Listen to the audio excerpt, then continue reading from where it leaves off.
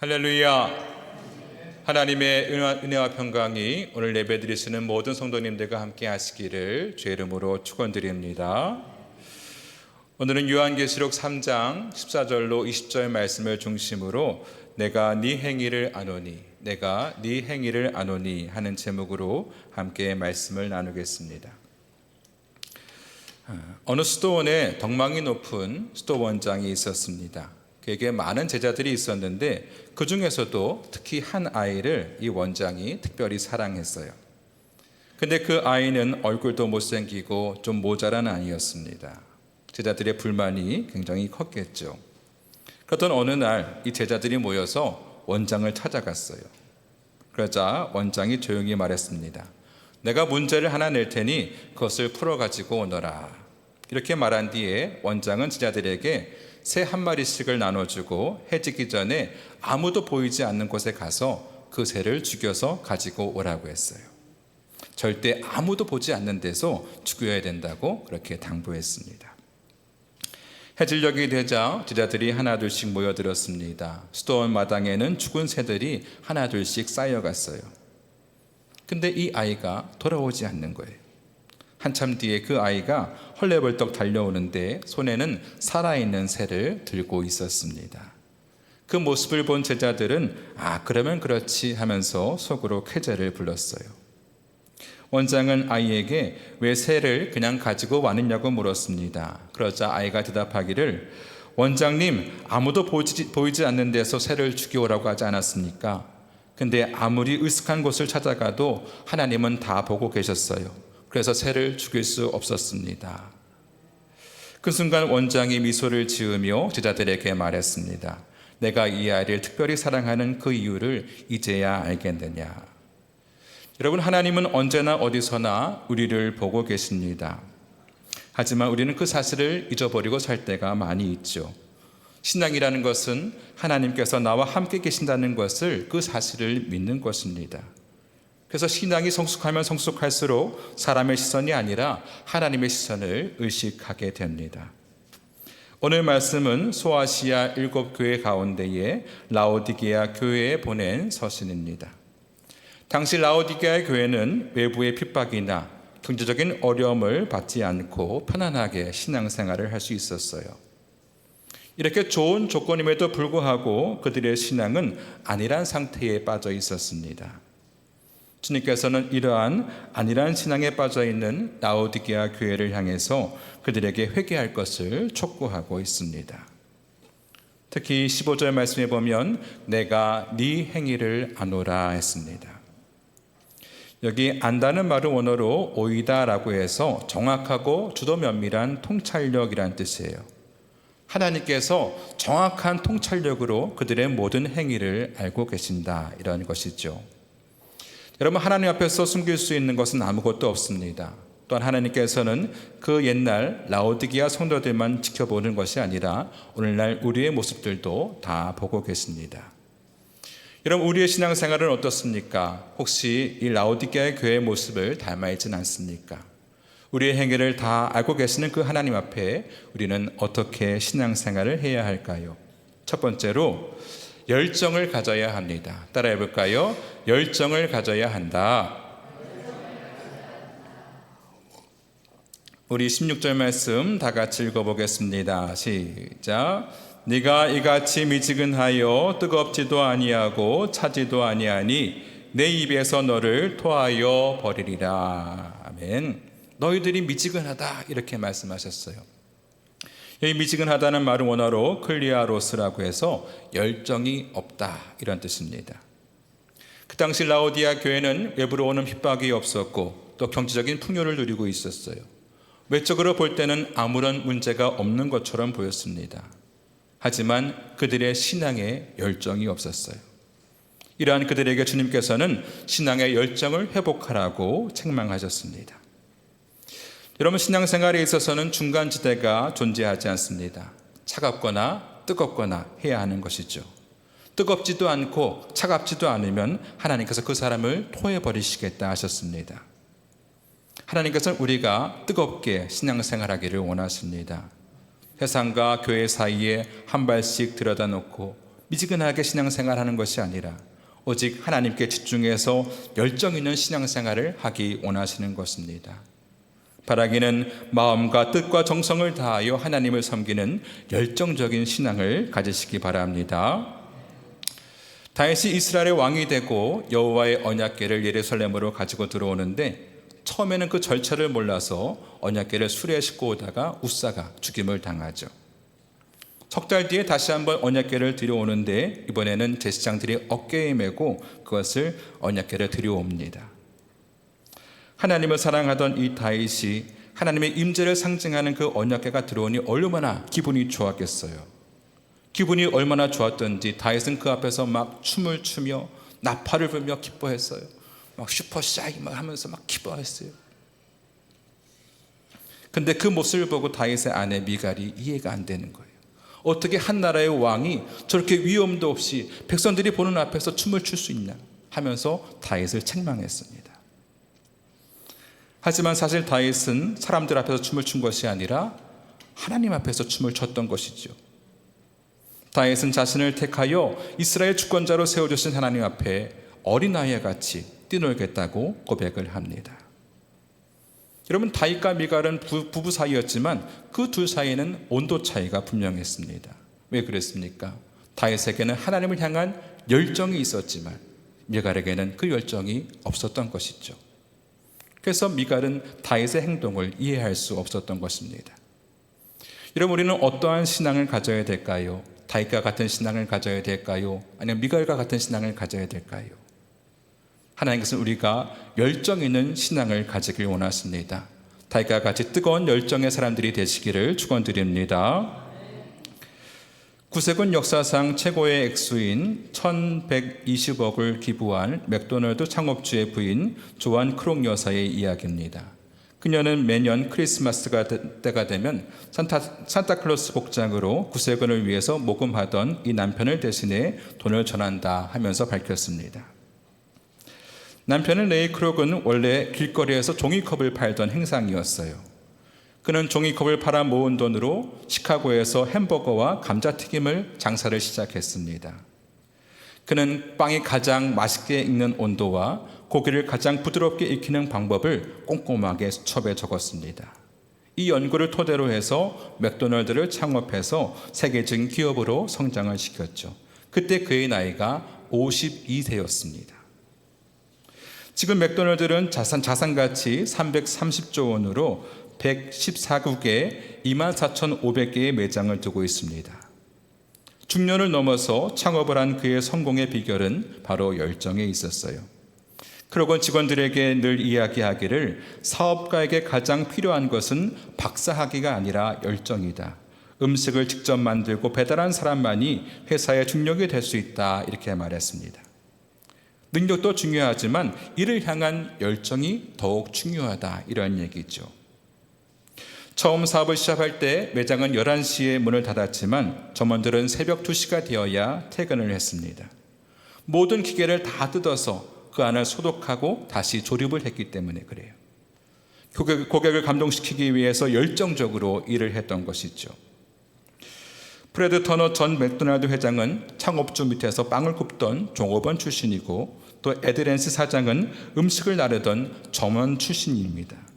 이들의 공통점은 하나같이 일에 대한 열정을 가진 사람이었다는 것입니다.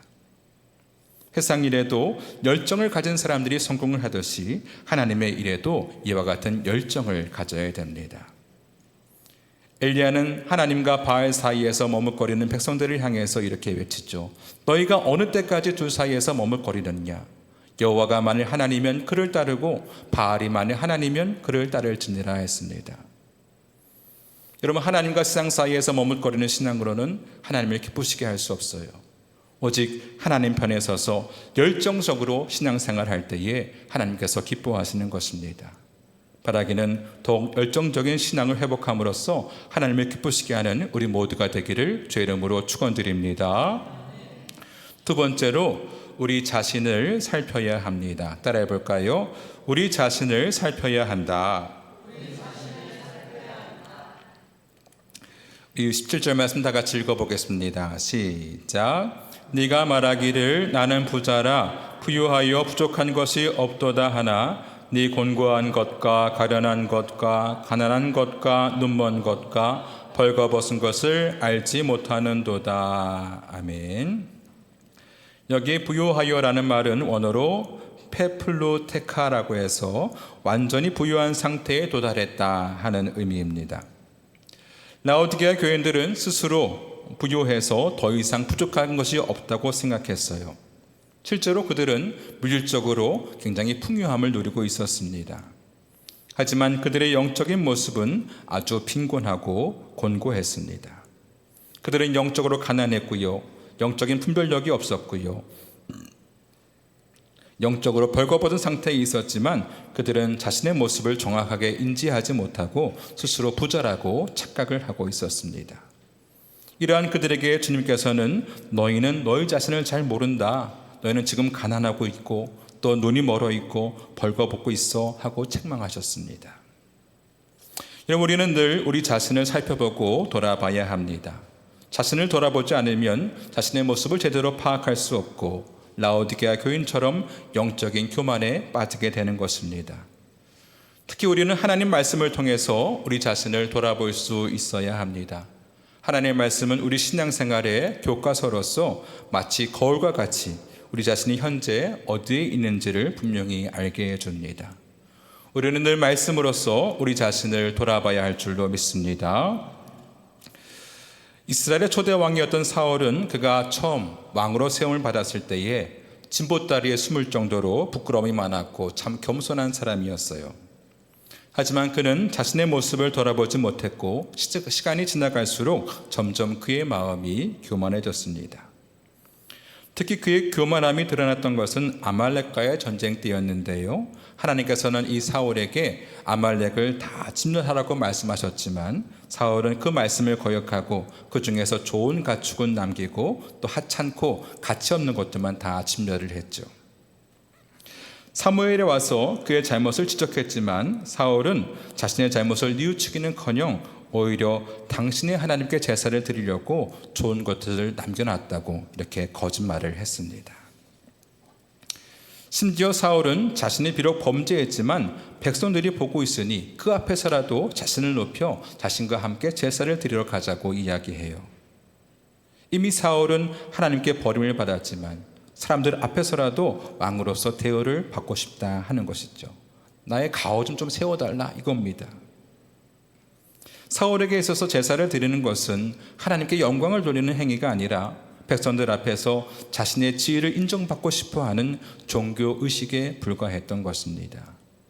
예를 들면 나 교회 잘 다녀, 나 교회 집사야, 나 교회 권사야, 이런 타이틀에 불과했다는 것이죠.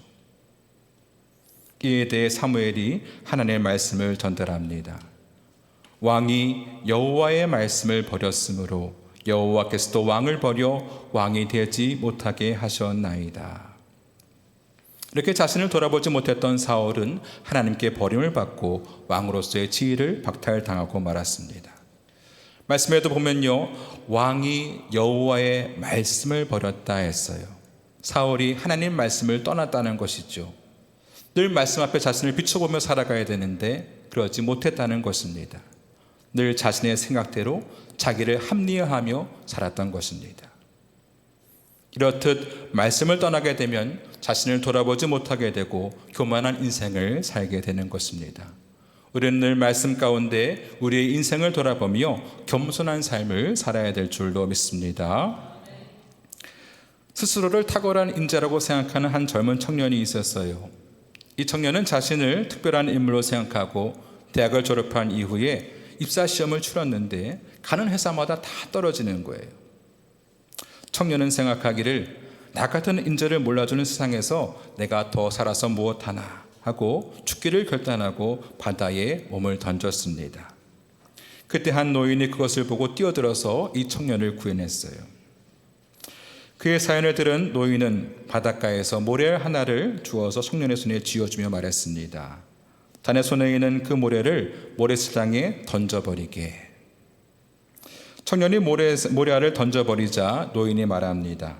방금 떨어뜨린 그 모래알을 주어서 다시 나에게 가져오게. 아니 할아버지, 모래사장에 떨어진 그 모래알을 어떻게 다시 줍습니까? 그러자 이번에는 노인이 진주 하나를 꺼내서 청년에게 주었습니다. 이번에는 그 진주를 모래사장에 떨어뜨리게, 그리고 다시 주어서 그것을 나에게 주게. 청년은 진주를 바닥에 떨어뜨린 다음에 금방 다시 주어서 노인에게 주었습니다. 그러자 노인이 말했어요. 모래사장에 있는 모래는 다 똑같아서 표시가 나지 않지만 진주는 금방 알아볼 수 있는 것이라네. 자네가 진짜 인자라면 사람들이 왜 자네를 몰라주겠는가? 괜히 착각하지 말고 자신을 진주처럼 값지고 값어치는 사람으로 만들어 가게나 하고 조언을 했습니다. 이 노인의 말을 듣고 깨달은 청년은 다시 한번 자기를 돌아보게 되었다고 합니다. 우리는 때때로 우리 자신을 제대로 보지 못하고 자만하고 교만할 때가 있습니다. 마치 오늘 말씀에 나오는 라오디게아 교인들과 같이 영적으로 가난하고 눈이 멀어 있고 벌거벗고 있음에도 불구하고 그것을 제대로 알지 못하며 나는 부자야, 나는 부족하심이 없어 하고 교만할 때가 있지 않습니까? 여러분, 우리는 우리 자신을 늘 돌아봐야 될 줄로 믿습니다. 그래서 우리의 연약함과 무지함과 공고함을 깨닫고 우리 약함을 돌아보시는 하나님을 의지하며 살아가야 될 줄로 믿습니다. 바라기는 늘 자신을 돌아볼 줄 아는 우리 모두가 되기를 주의 이름으로 축원드립니다. 세 번째로 마음을 열어야 합니다. 따라해볼까요? 마음을 열어야 한다. 주님께서는 라오디게아 교인들에게 내가 사랑하는 자를 책망하여 징계하노니 그러므로 네가 열심을 내라 회개하라 하셨습니다. 주님께서는 이 라오디게아 교인들이 미운 게 아니라 사랑하셨던 거예요. 그래서 열심을 내라 회개하라 하고 촉구하셨습니다. 그리고 말씀하시기를 우리 20절 말씀 같이 읽어봅니다. 시작. 볼지어다 내가 문 밖에 서서 두드리노니 누구든지 내 음성을 듣고 문을 열면 내가 그에게로 들어가 그와 더불어 먹고 그는 나와 더불어 먹으리라. 아멘. 지금 주님께서 라오디게아 교인들의 마음을 두드리고 계신 거예요. 얘들아, 문 좀 열어라, 문 좀 열어라. 이에 그들이 그 음성을 듣고 마음을 열면 주님과 더불어 먹고 마시는 깊은 교제를 하게 된다. 이런 말씀입니다. 여기 연다는 말은 원어로 아노익세라고 해서 개방하다 이런 뜻을 갖고 있어요. 그럼 주님께서는 오늘날도 우리의 마음 문을 두드리고 계십니다.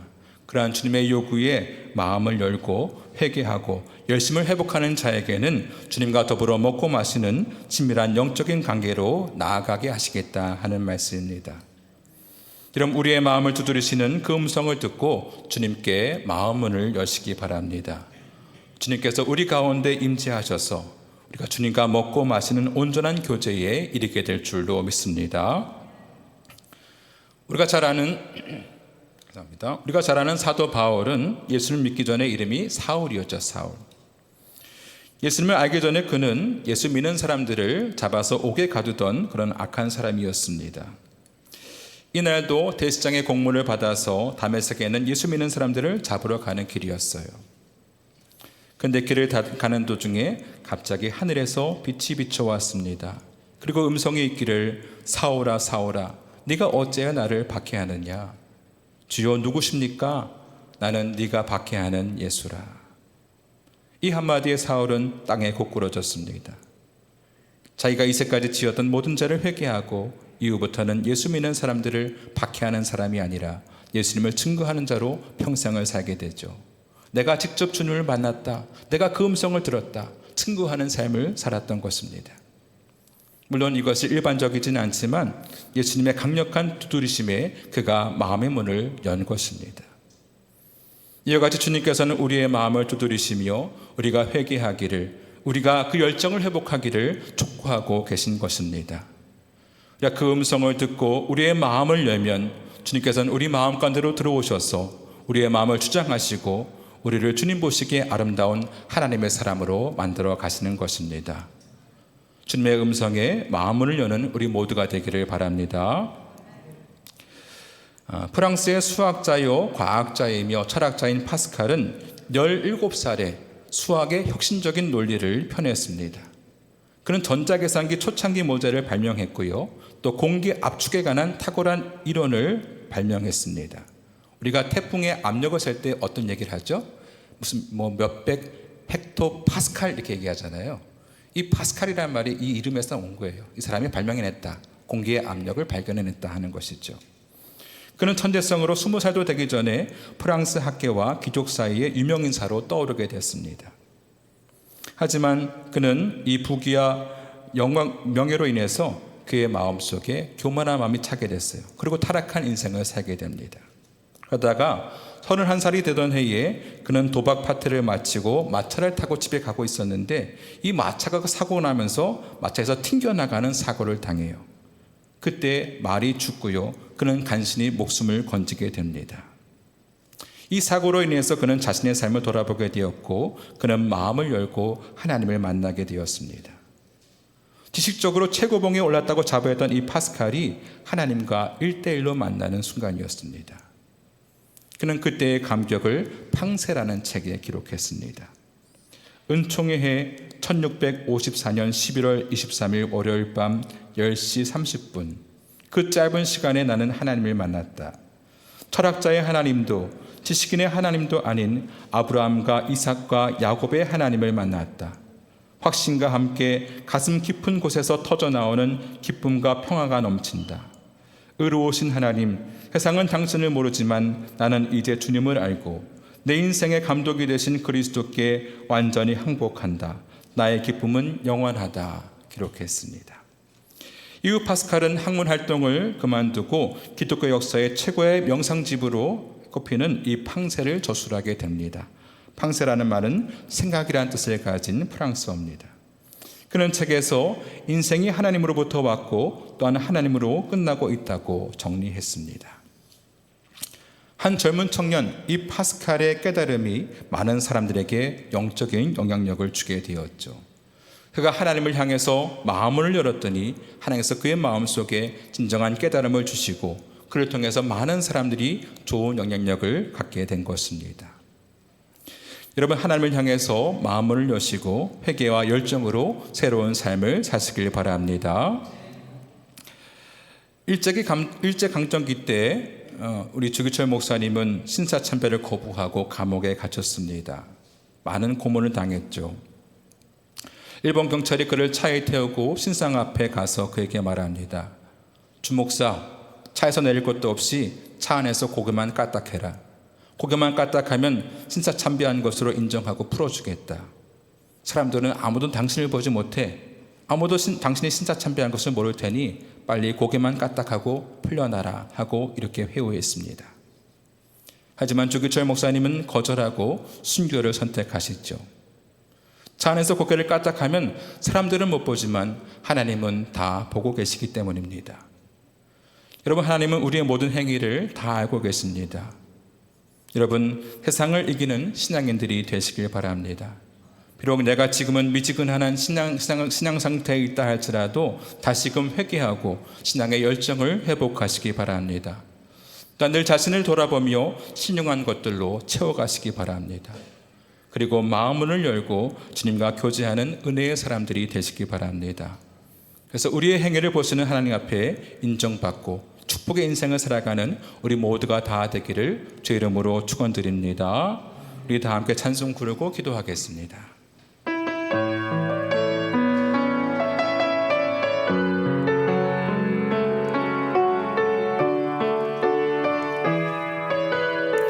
볼지어다 내가 문 밖에 서서 볼지어다 내가 문 밖에 서서 두드리노니 볼지어다 내가 문 밖에 서서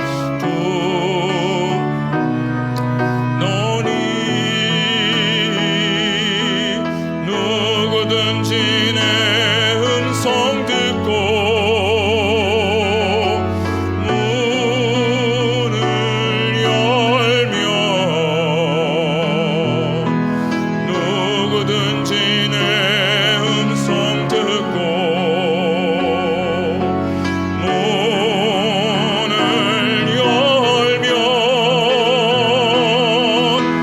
들어가 그로 더불어 먹고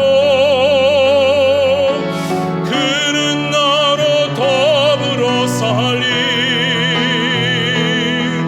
내가 들어가 그로 더불어 먹고 그는 나로 더불어 살리. 볼지어다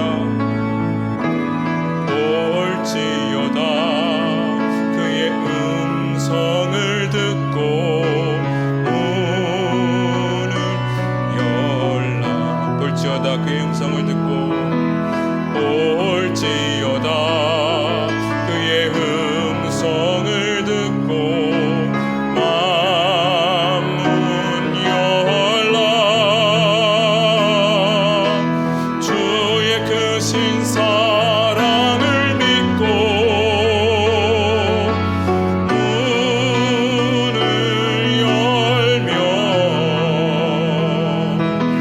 주의 크신 사랑을 믿고 문을 열면 나의 하나님 생명의 반석 되시니 나와 항상 함께 하시리. 나의 하나님 생명의 반석 되시니 나의 하나님 생명의 반석 되시니 나와 항상 함께 하시리. 나의 하나님 생명의 반석 되시니 나의 하나님 생명의 반석 되시니 나와 항상 함께 하시리. 나의 하나님 생명의 반석 되시니 나의 하나님 생명의 반석 되시니 나와 항상 함께 하시리. 우리 시간 다 함께 말씀을 생각하면서 동성으로 기도하겠는데요, 주님께서는 오늘도 우리의 마음을 두드리십니다. 우리가 미지근한 시간에 머무는 것이 아니라 뜨거운 열정의 삶으로 거듭나기를 원하십니다. 또한 말씀을 우리 자신을 돌아보고 회개에 이르며 또한 우리의 마음을 열고 주님과 함께 깊은 교제에 들어가기를 원하십니다. 시간 다 함께 주여 한번 부르시고 다시 한번 우리의 열정을 회복시켜 주시옵소서. 우리의 마음을 열고 주님과 만나게 하여 주시옵소서. 주여 한번 부르시고 통성으로 기도하겠습니다. 주여